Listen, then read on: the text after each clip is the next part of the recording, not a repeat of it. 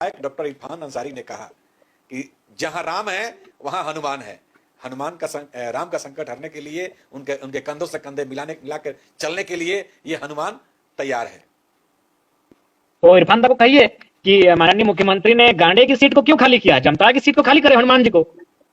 इरफान दा को कहिए कि आप राज्यसभा के लिए जाइए या फिर लोकसभा के लिए जाइए और जामताड़ा की सीट को खाली करना था।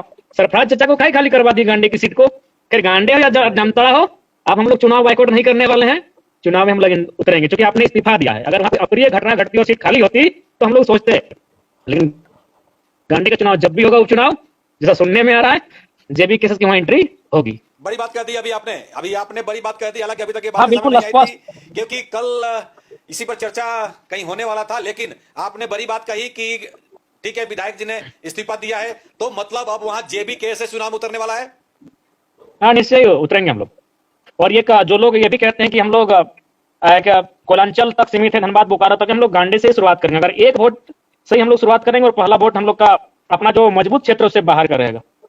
लेकिन शिक्षा मंत्री के देहांत के बाद आपने वहां से कुछ नहीं किया था, लेकिन यहाँ पे आप अपना दावा पेश करने जा रहे हैं। क्योंकि यहाँ माननीय विधायक ने स्वेच्छा से इस्तीफा दिया है। अगर उनके साथ कोई अप्रिय घटना घटती या फिर अगर उस कारण अगर सीट खाली होती तो उस पर हम लोग मंथन करते हैं, लेकिन उन्होंने स्वेच्छा से दिया है। तो जब स्वेच्छा से दे दिया है और कोई लेगा उस सीट को, तो हम ही क्यों ना ले, हम लोग में ये सोच क्यों नहीं रहेगी। इसलिए हम लोग मूड में है, गांडे की सीट में हम लोग अपनी दावेदारी प्रस्तुत करेंगे।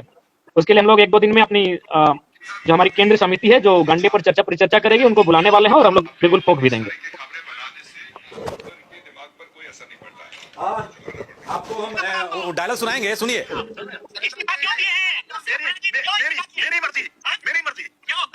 आपसे पूछ करेंगे क्या कहेंगे, फिर से मैं सुनाऊं आपको। हाँ, सुन लिया। इसमें क्यों इस्तीफा दिए आप? इस्तीफा क्यों दिए हैं?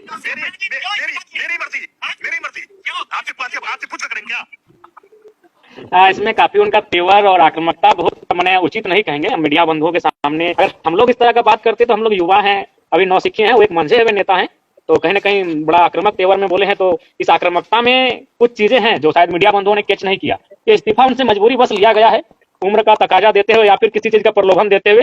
हालांकि वो सेटिस्फाइड नहीं है और ये गुस्सा बता रहा है कि संतुष्ट नहीं है इस्तीफा देके, उन्हें बाध्य किया गया इस्तीफा देने के लिए। तो खैर ऐसी सीटों पर हमें चुप नहीं रहना चाहिए, हम लोग को लड़ना चाहिए।